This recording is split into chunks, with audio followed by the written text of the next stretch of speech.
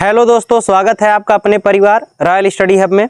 जैसा कि आप सब जानते हैं, यूपीपी और एसएससी जीडी की क्लासेस एकदम फ्री चल रही हैं, जिसमें हम लोग इतिहास में देख रहे हैं आधुनिक भारत में जो हम लोग पढ़ रहे हैं।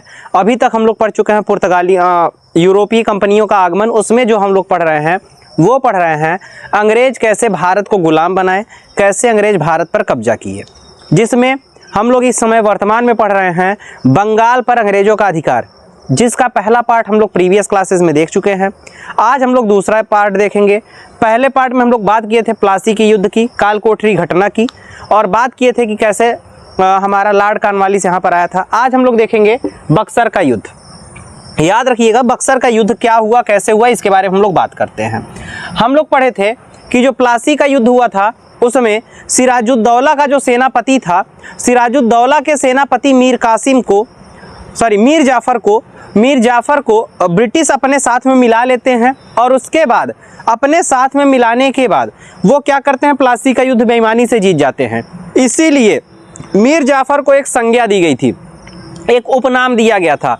मीर जाफर को क्या उपनाम दिया गया था? तो मीर जाफर को बोला गया था कि वह जो है गुलाम है, उसको लोमड़ी बोला गया था। किसको? मीर जाफर को। मीर जाफर को क्या बोला गया था? लोमड़ी बोला गया था। और किसका लोमड़ी बोला गया था? तो मीर जाफर को बोला गया था लोमड़ी रॉबर्ट क्लाइव का। ठीक है, लोमड़ी बोला गया।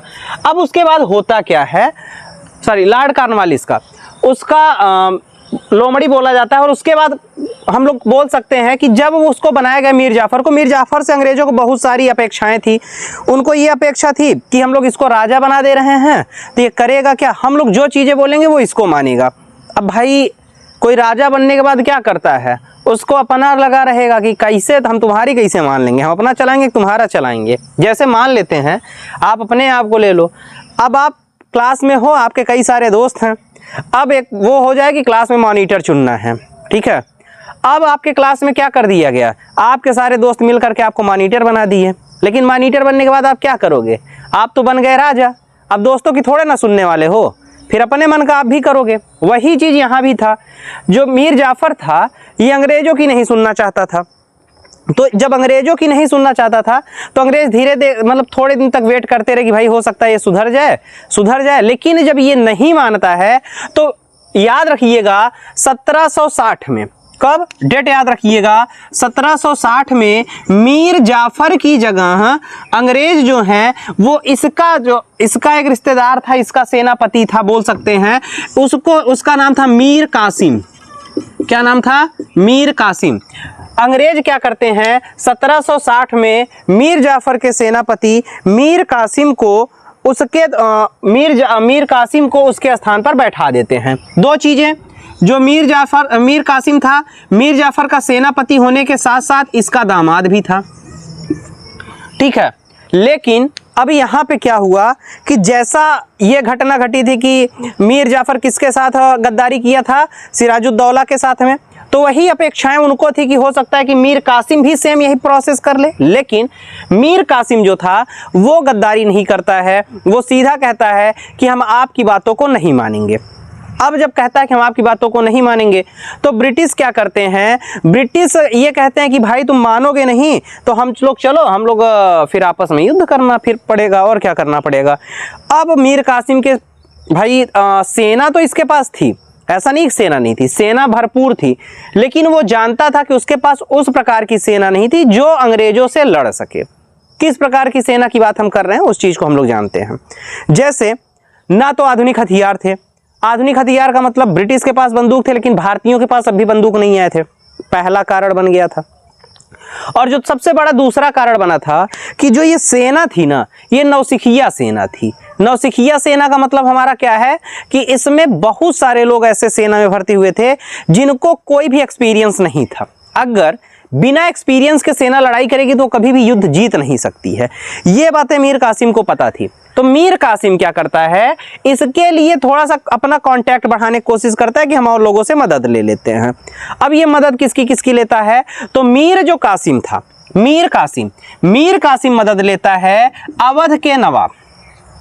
मीर कासिम किसकी मदद लेता है, तो मीर कासिम मदद लेता है अवध के नवाब अवध के नवाब शुजाउद्दौला की,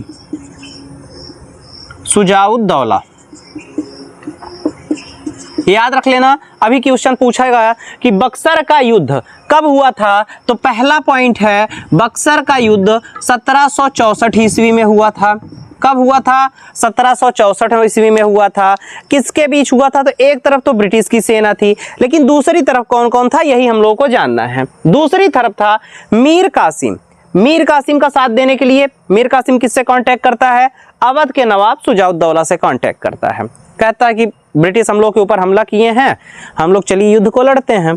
शुजाउद्दौला भी कहता है कि चलो ठीक है, क्योंकि उस समय देख रहा था, शुजाउद्दौला भी लग रहा था कि अब जो अंग्रेज हैं ये लोग पूरी तरीके से क्या करते जा रहे हैं, भारत पर कब्जा करते जा रहे हैं और इन लोगों के पावर को कम करते जा रहे हैं। जैसे अगर आपके पावर कोई कम करेगा तो आप दूसरों की मदद लोगे, और जब दूसरा क्या है तैयार रहेगा, उसकी भी पावर कम हो रही है, सीधी सी बात है।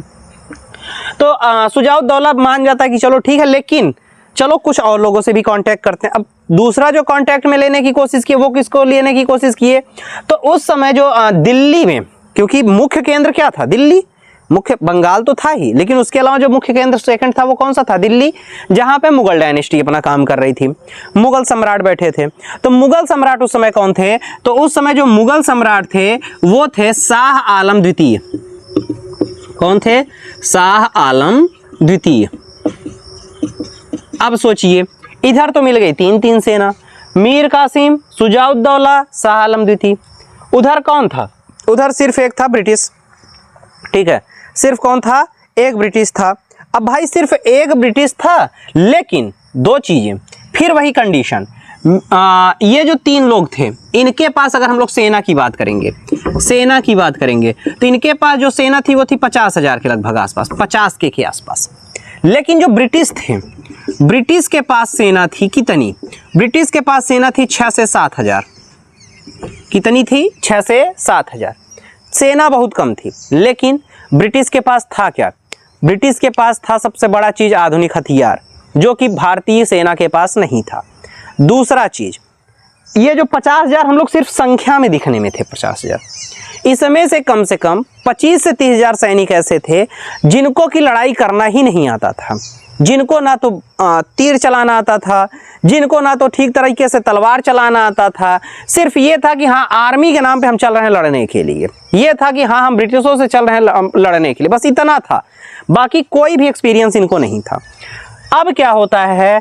युद्ध होता है, और वो युद्ध कहलाता है बक्सर का युद्ध। बक्सर जो कि वर्तमान में बिहार में है, ठीक है, बक्सर वर्तमान में बिहार में, उस समय बंगाल में हुआ करता था, वहां पर युद्ध होता है और उसी युद्ध को कहा जाता है बक्सर का युद्ध, जिसमें ब्रिटिश सेना विजयी होती है, ब्रिटिश विजयी होते हैं। और ये जो दो युद्ध थे, एक प्लासी का युद्ध और उसके बाद दूसरा बक्सर का युद्ध, इन दोनों युद्ध के कारण ही जो ब्रिटिश थे ये भारत को पूरी तरीके से अपना गुलाम बना लेते हैं और भारत पर आधिपत्य हो जाता है किसका? ब्रिटिशों का। तो इस तरह से जो ब्रिटिश थे वो भारत पर अपना आधिपत्य जमाते हैं और भारत को गुलाम बनाते हैं। ठीक है, आशा करता हूं वीडियो पसंद आया है। पसंद आया तो चैनल को लाइक करें, सब्सक्राइब करें। मिलते हैं नेक्स्ट वीडियो में। धन्यवाद।